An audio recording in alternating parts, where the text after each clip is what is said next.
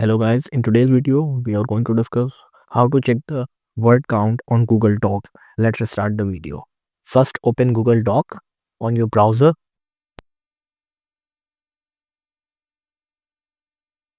Now you can see here the file, edit, view, insert, format, all the tabs. Go on tools and select word count.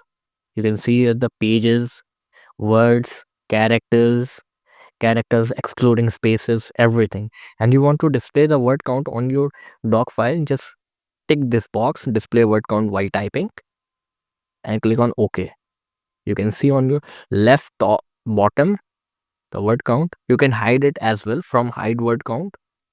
And there's one more shortcut to open word count. Just press Command Shift and C. You can see here the word count on your screen. This is the shortcut to open word count. I hope you find this video very useful. Don't forget to like, subscribe and share. Thank you.